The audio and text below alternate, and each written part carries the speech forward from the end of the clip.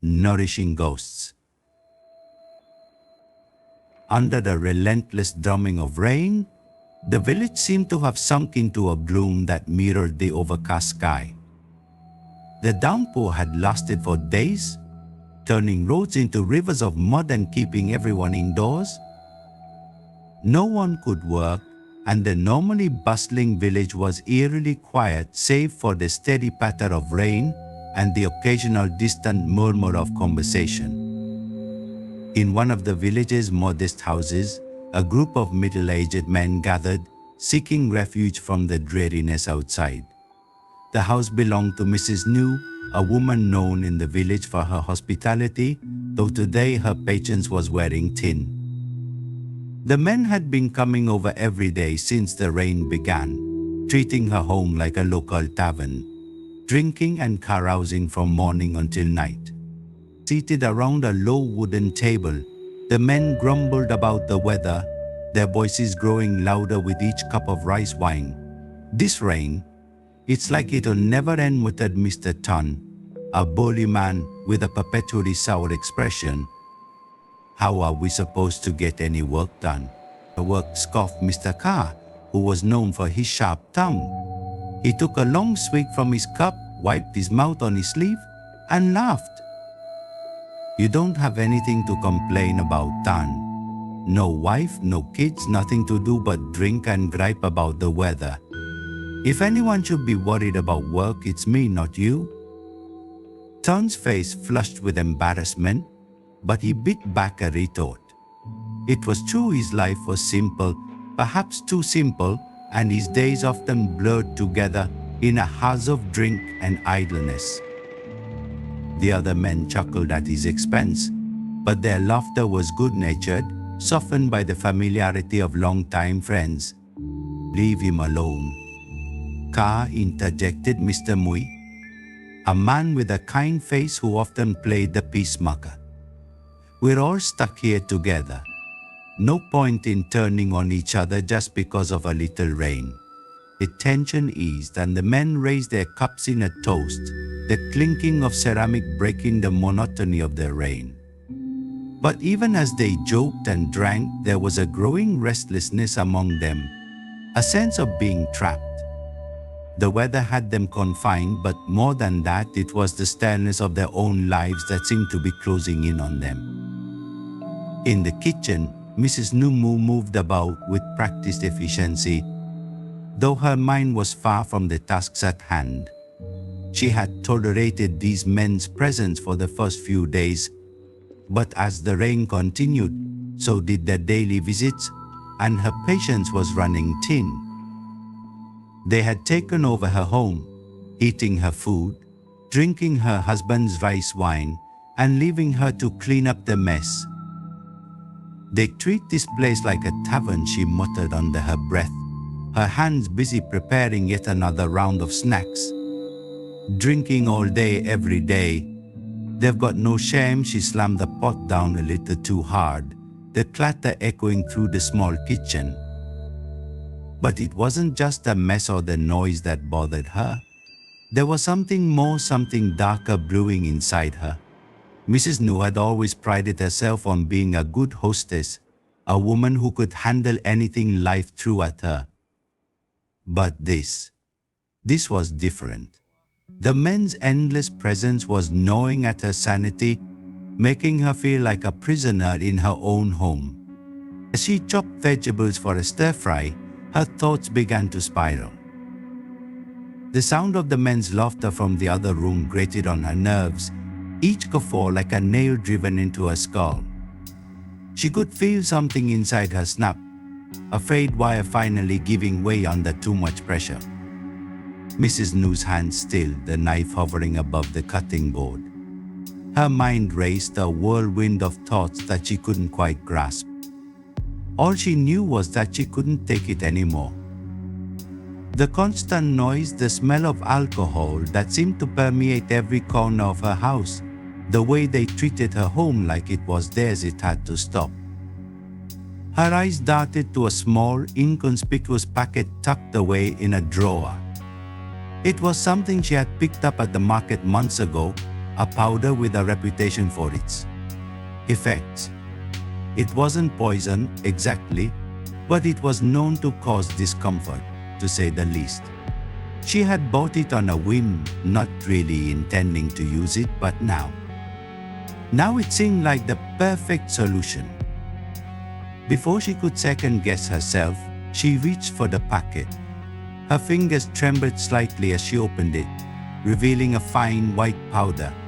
She stared at it for a moment, her mind a battleground between her usual rational self and the darker impulses that had been growing within her. Just a little, she whispered to herself, trying to justify what she was about to do. Just enough to make them leave with a deep breath. She sprinkled a small amount of the powder into the dish she was preparing, mixing it in with the vegetables and seasoning. The food looked normal, smelled normal, there was no indication of the hidden ingredient. She was just finishing up when she heard her husband, Mr. Tan, call out from the other room, asking when the food would be ready. His voice jolted her, and in her haste, she accidentally added more of the powder than she intended.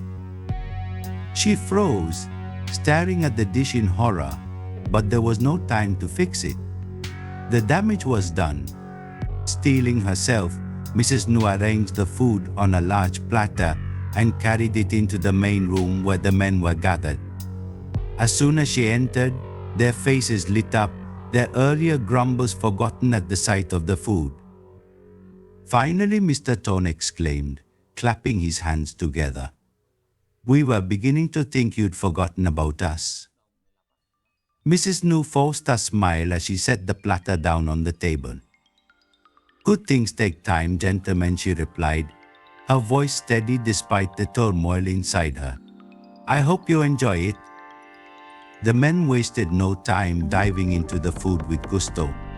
Between mouthfuls, they praised her cooking, completely unaware of the sinister twist she had added to their meal. As they ate, their voices grew louder, the room filled with the sound of clinking cups and boisterous laughter. For a few minutes, everything seemed normal. The men continued their merrymaking, oblivious to the storm that was about to hit. But then, as they polished off the last of the food, something changed. Mr. Tan was the first to feel it, a strange, uncomfortable sensation in his stomach. He frowned, rubbing his belly as the discomfort grew into a sharp pain. "What the hell?" he muttered, doubling over in his seat. This sudden movement caught the attention of the others, who watched in confusion as his face contorted in agony. "You okay, Tan?" Mr. Mui asked, his concern genuine. But before Tan could answer, the others began to feel it too. One by one, they clutched their stomachs, their faces paling as the pain intensified. A panic set in as they realized something was terribly wrong. "What's happening?" Mr. Ka gasped, struggling to stand. His legs buckled beneath him, and he collapsed back into his seat, his breathing labored. Mrs. Nu watched in horror as her plan spiraled out of control. She had wanted to teach them a lesson, not cause this much suffering. But it was too late to take it back now. The men were writhing in pain, their faces twisted in agony as the effects of the powder took hold. "They get to the outhouse," Mr. Mui managed to croak out, his voice barely above a whisper. The others didn't need to be told twice. They staggered to their feet, each man desperate to reach the outhouse before the worst happened. The scene that followed was one of chaos. The men stumbled through the rain, slipping and sliding in the mud as they fought to be the first to reach the outhouse. But the pain was relentless, and soon they were doubling over in the yard, too sick to care about anything else. Mrs. Nu remained inside, her heart pounding as she listened to their cries. She had never intended for things to go this far.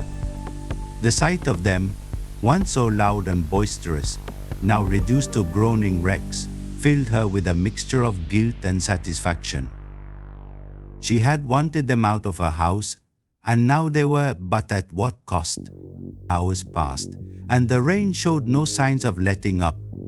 The men, too exhausted to move, eventually made their way back into the house, their bodies weak from the ordeal. They collapsed onto the floor, their breathing ragged, their clothes soaked through with rain and sweat. Mrs. New watched them from the doorway, her expression unreadable. Part of her wanted to apologize, to tell them she hadn't meant for it to be this bad. But another part of her, the part that had been pushed to the brink by their incessant presence, was satisfied. They had finally been put in their place, and maybe, just maybe, they would think twice before treating her home like a tavern again. As the men lay on the floor, too weak to even speak, Mrs. New quietly cleaned up the remains of their meal. The guilt still gnawed at her, but she pushed it aside, telling herself that they had brought this on themselves. They had disrespected her, taken advantage of her hospitality, and now they were paying the price. Eventually, the men drifted into an uneasy sleep, their bodies spent from the day's events. Mrs. New, too, retired to her room, though sleep did not come easily.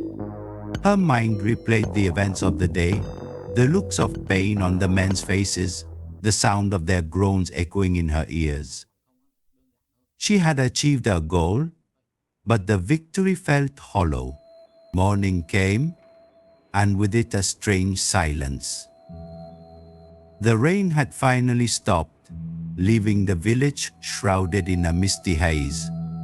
The men, still weak, stirred from their sleep, their bodies aching from the previous day's ordeal. They exchanged weary glances, the memory of what had happened still fresh in their minds.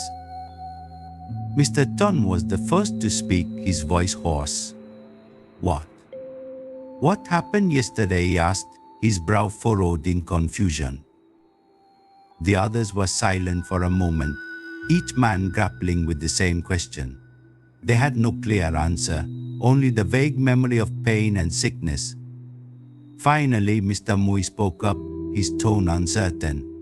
"It must have been something we ate," he said, though even as he said it, he knew it sounded hollow.